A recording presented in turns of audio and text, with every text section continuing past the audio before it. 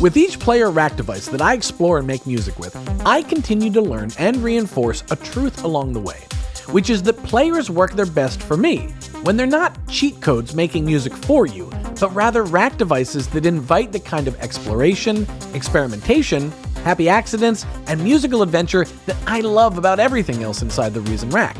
So it's with that in mind that I can tell you how much I am loving Note Tool and Random Tool. These two-player rack devices are all about the kind of what would happen if playful ethos that makes Reason so musically rewarding. Today, let me show you how they work and set you off on the right foot figuring out what they do for you in your own music, because these are absolutely two players that you'll want to poke, prod, push, and break your brain in the best way possible. Let's start with Note Tool.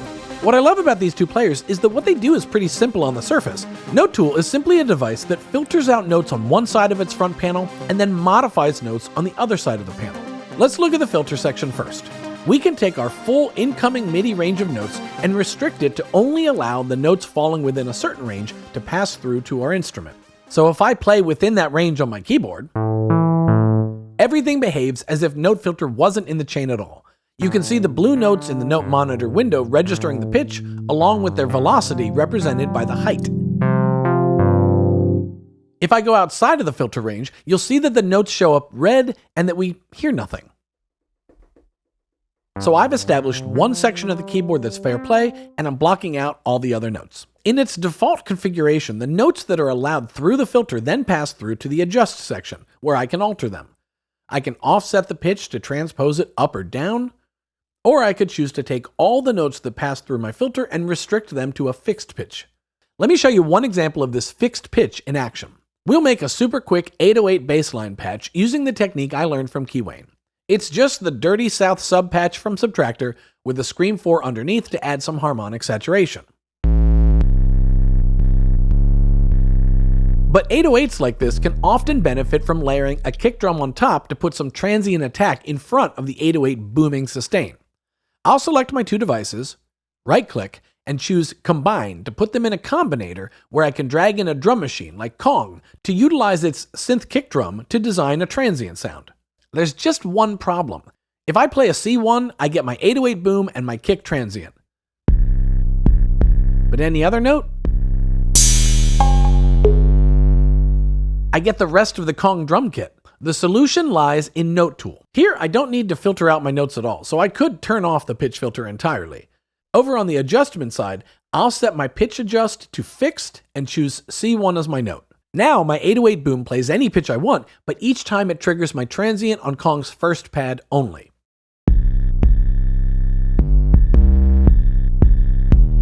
To look at some other elements of the adjust section, let's jump back to note filtering for a second and look at the creative reasons why you might want to play with that. Here, I have an object modeling synthesizer with a hang drum preset loaded. Let's get a few players into the mix. First, some chords coming in via chord sequencer. That plays our hang drum like this.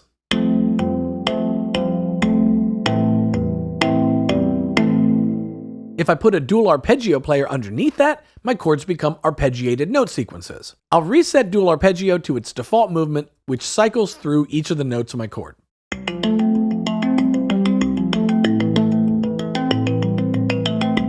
Now, a musical part like this is fine, but it can also get predictable to the ear because it's always starting on the root note and moving up through the chord intervals. Let's stick a note tool in between our chord sequencer and dual arpeggio to intercept these chords before they get to dual arpeggio. And let's filter their notes. I'll turn off dual arpeggio for now, so we're just hearing the chords and the note tool in action. Looking at the monitor, I can see the range of notes where my chords are falling, and I could tighten up my note filter range so that the higher and lower notes of the chord are getting rejected. The other thing I'm noticing is that the velocity has a pretty big range, so let's also restrict our velocity filter so that quieter and louder notes also get rejected. What we're left with is a sparse harmonic sound that sometimes even rejects entire chords and leaves gaps.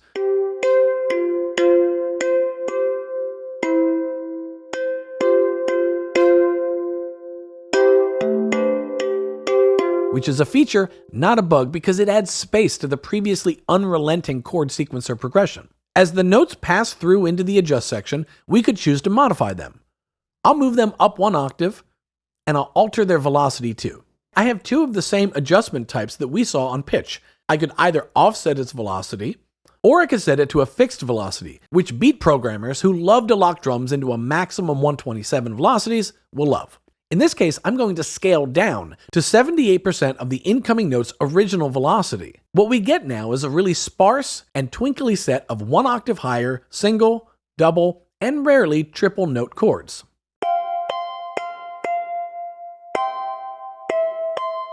If we turn the dual arpeggio back on, you'll hear that our musical phrase is far less predictable than it was when we were just cycling through the lowest to highest notes of the full chord.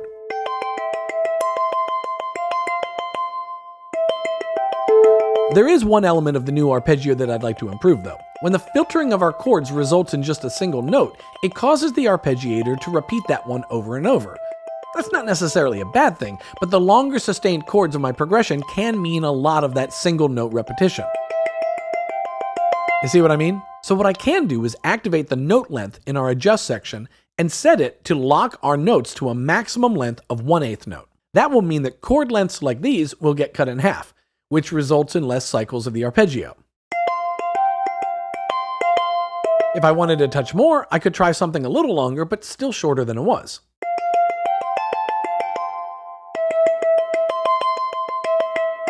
Now that I've got a nice, unpredictable, plonky musical part going, I'll drop a Ripley space delay underneath.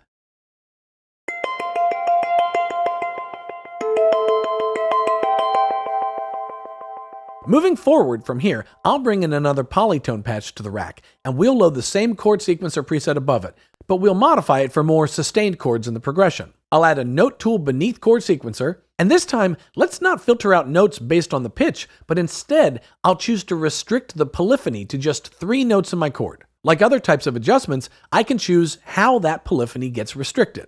Do the first 3 notes get priority until they're released? Do the last notes get priority and cut off the earlier notes as needed? Or do the highest or lowest notes get priority? I'll choose low note. If I start with it off, turning on the restricted polyphony restricts our chord voicing to a nice lower mid-range sound.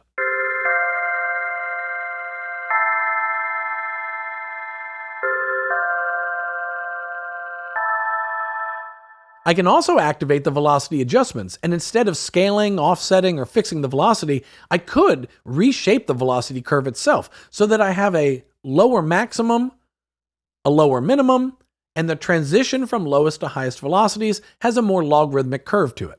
My part is now softer and more focused than it was. Here's how we started. And here's my note tool adjusted part. Bringing our hang drum back in, the two play nicely together. And if we put some big drums on this, we've got the start of a whole new musical idea worth exploring further.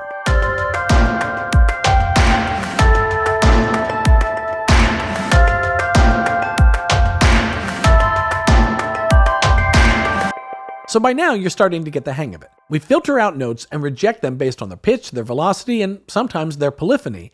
And then the notes that are left can be altered, offset, scaled, or fixed to do things that result in musically interesting adjustments.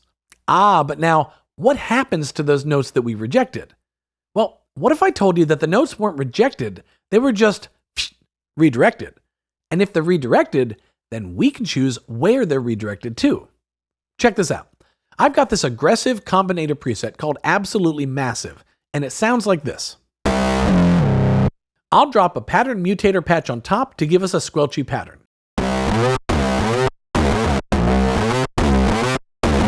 Now let's put a note tool underneath that and use the note filter to reject and then redirect some of our notes. Before I even get to setting that filter, let's decide on the where to question. What I'm going to do is to filter out some notes and then send them instead to another instrument. In fact, I'm going to send them to nearly the same instrument by adding another instance of the Absolutely Massive combinator. But you see, there are different waveform shapes that I can choose in this combinator. So if I set this one to a different shape than my first one, and then flip the rack, we can do a little CV cabling. On the back side of my note tool, there are control voltage jacks for the rejected and the passed notes from my filter section. You can also see that we could redirect to the notes that are rejected from the polyphony priority settings we worked with earlier. But in this case, I want to cable the rejected notes from my note tool down to my other combinator, which is set to a modified waveform shape. Now, if I mute the first absolutely massive combinator so that we only hear the one receiving the rejected notes, you'll hear that our riff's lower notes, the ones we actually rejected, are now playing. If I unmute the top combinator, you'll hear that our musical riff now switches between the two slightly different combinator sounds.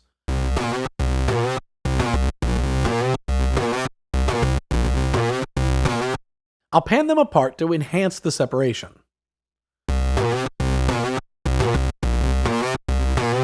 This kind of riff makes me want to put a funky drum beat under it, like this. Let's have a little more fun.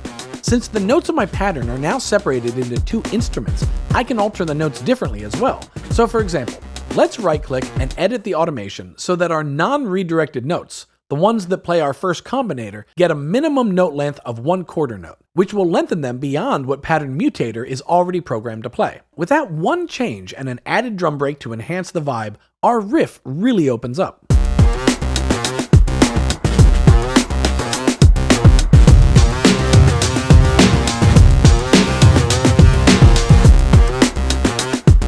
Let's take it even one step further by adding another combinator of the same preset, altering the shape yet again, and let's see if we can feed it some more notes from our riff by filtering and redirecting again. There's just one problem.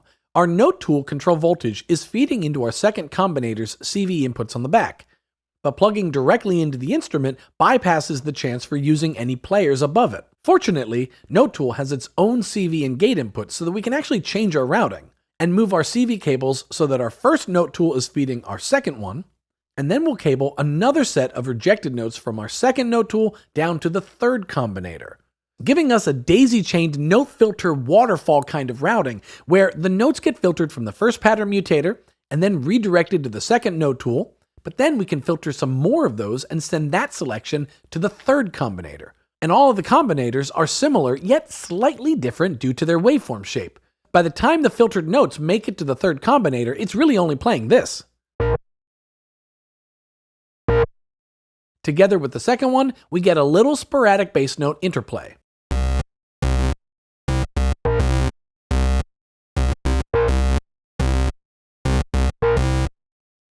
Going down to the sequencer, we could also access automation parameters that we can't through just right-clicking the front panel. Like, let's use the octave offset on the second note tool to further add interest to our redirected notes.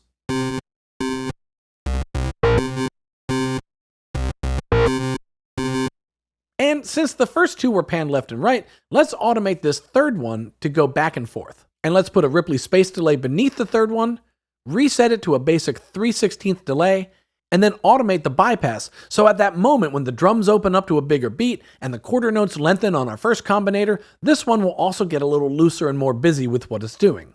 I'll even group all three of these instrument channels to a bus and put a sidechain tool in there for some pumping motion. And putting all that together, we've turned our original riff into this.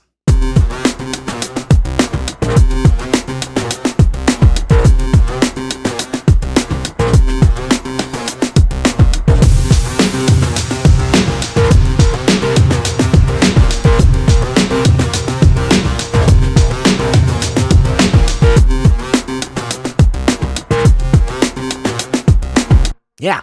So, are you starting to see how Note Tool is just one big I wonder what would happen machine? In these examples of how I've been using Note Tool so far, I haven't talked about the hold section of the adjustment area. The hold section has obvious performance implications with the way that you can play your controller keyboard. In chord mode, Note Tool will hold all the notes that are occurring until you release them all. That means that you can stack up bigger voicings on a controller than you have fingers to play at once. In latch mode, it will hold a note or a group of simultaneous notes until it gets a new note or chord.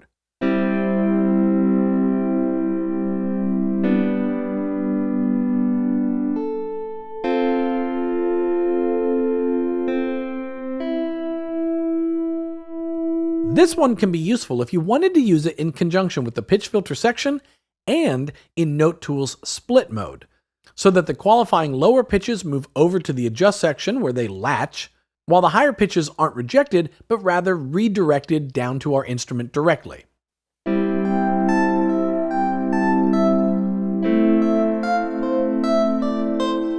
So that is Note Tool. Now, the Random Tool is one of those players that looks more simple at first, and in some ways, it is more simple to explain. And then you start using it, and you realize how deep you can go with it. Because randomness is random, and figuring out how to make random musical, or how to harness the runaway power of random into something intentional, well, that's an art form unto itself. Let's dip our toes into the random waters with the least random part of Random Tool, which is still pretty random, and that's the conditional section. Here I've got the start of a chord progression with some drums.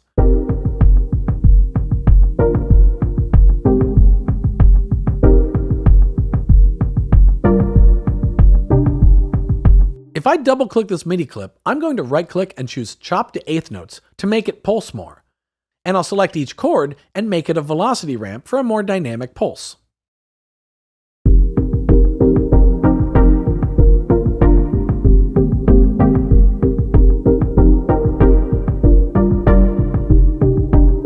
I'll add a Random Tool player on top, and by default, the conditional step sequencer is active. Every time Random Tool receives an incoming MIDI note event, it will advance one step in the sequencer. And therefore, we can choose steps that we want to turn off and turn on. With a regular pulsing pattern like this, it does make for the most non-random thing Random Tool does.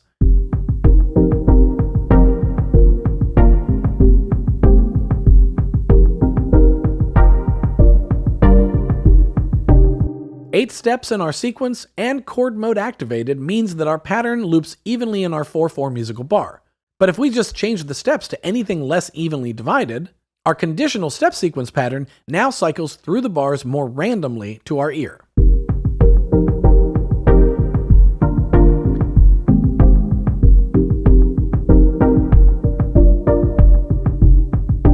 By default, these incoming MIDI notes are grouped into chords, so that one stack of chords is considered one event in the conditional step sequencer.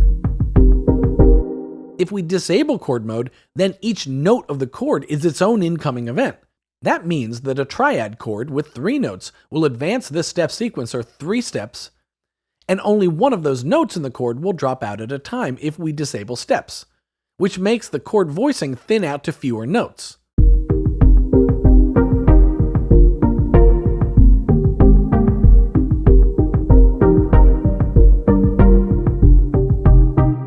But with this change, we've also brought back the regular 8th note unrelenting pulse, because now at least a few notes make it through the conditional step gaps on every chord pulse. If we wanted to, we could stack an additional Random Tool underneath the first one to take our random voicings and then reintroduce some chord mode activated gaps as well.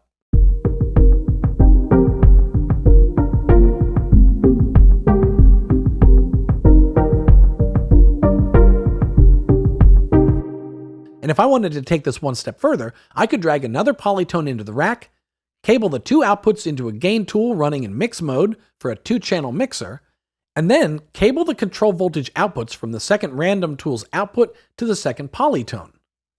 Better yet, I'll put a Note Tool on top of my second polytone, cable the CV cables across to it, and use the octave offset and velocity curve modes to give me a little interesting twinkle texture on top of these chord layers.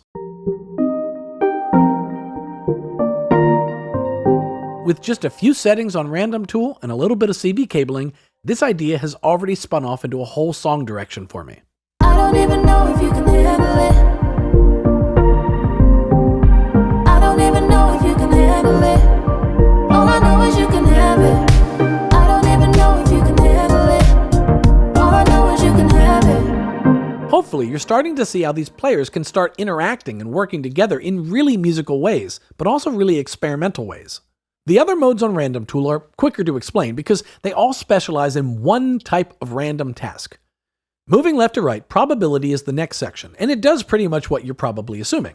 An incoming MIDI note either passes through or it gets blocked based on a percentage probability. Let's make a really dumb example, and then let's make that dumb example really cool. I'm going to drag a pattern mutator into the rack and load what is probably the most non-random preset in the entirety of Reason called 16 Steps.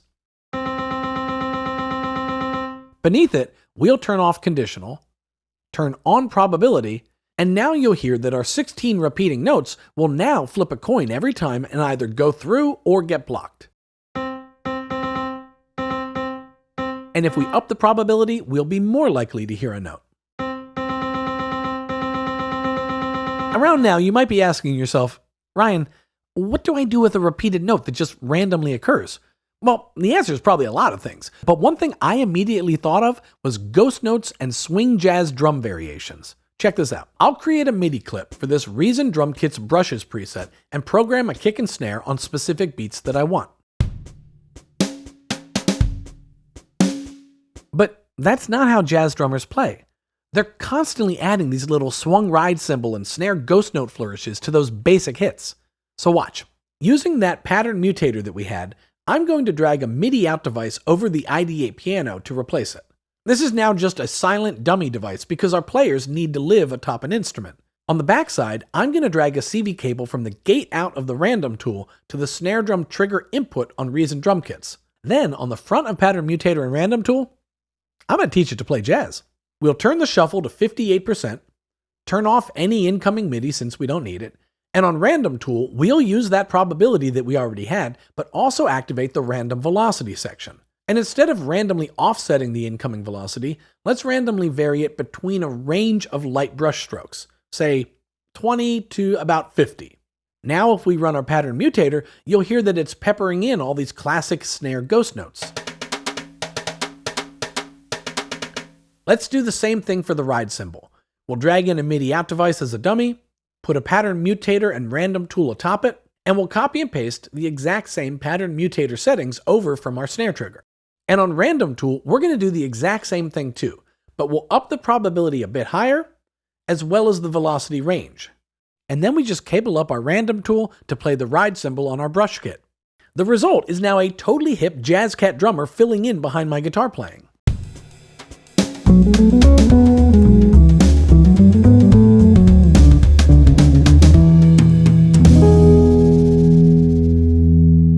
The last two sections of Random Tool handle randomizing pitch and note duration. And from a setting standpoint, they work very similarly to what we've seen so far. But let's make another musical idea and put them to use. If we took that same 16-step pattern mutator preset and stuck a Random Tool player between it and polytone, we can turn on the random pitch section and take our steady single note and make it do anything but steady.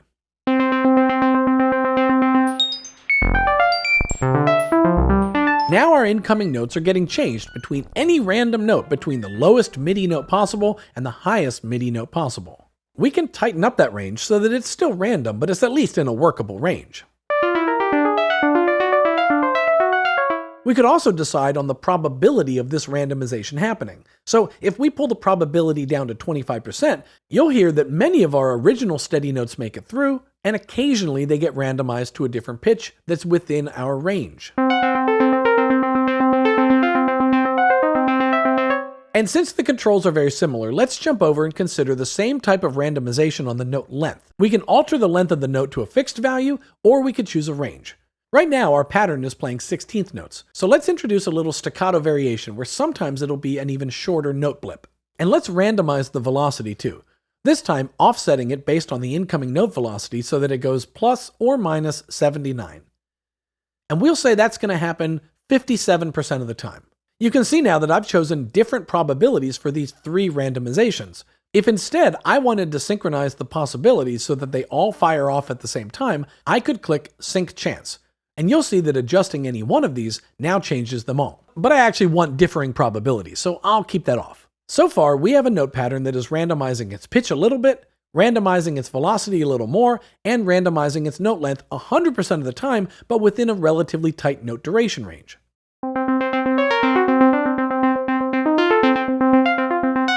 What we don't have yet, I don't think, is music. That's partially because we're feeding it a boring repeated note non-melodic input, and we're then randomizing the pitch chromatically as well. So when I work with randomized pitch like this, I like to stick a scales and chords player on the last stage of my players with the chords mode turned off, so that I can quantize my random pitches back into a scale. And that's better, but we're still sending it some not amazing note inputs from Pattern Mutator. So let's clear this pattern and input some different notes using step record mode.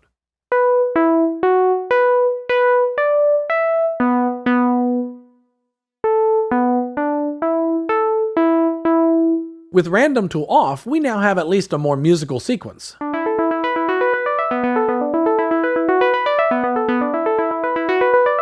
Let's cut the speed in half too. Now when I activate random tool, what you'll hear is that our probabilities aren't radically altering the sequence. They're just providing some random variation to keep it sort of repeating and sort of generating fresh notes at the same time for your ears.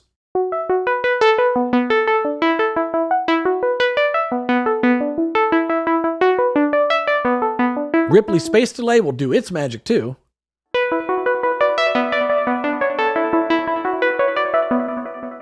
And just for fun, I'm going to bring in a note tool to the mix that we'll leave at its defaults. No filtering and no manual adjustment, but I will drag a Pulsar dual LFO into the rack, cable its output to the octave offset on the back side of note tool, and now you'll hear that our pattern switches back and forth between one octave and the next octave to further spice up our melodic sequence.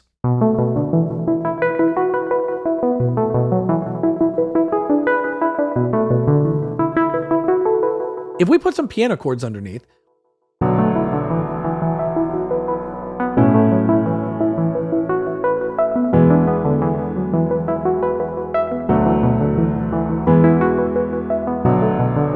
we've got a nice texture going where our ear can follow along, but also be surprised, which I think is the secret to great hooky tracks: familiarity and surprise.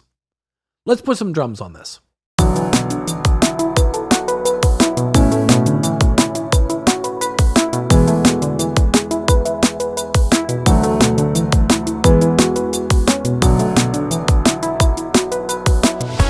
Alright, well, now you can probably see what I mean.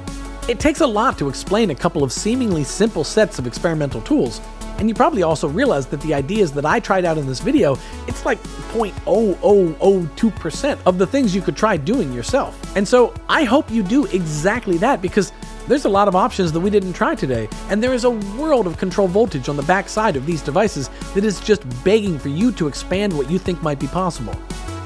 So yeah, let's all go make some music.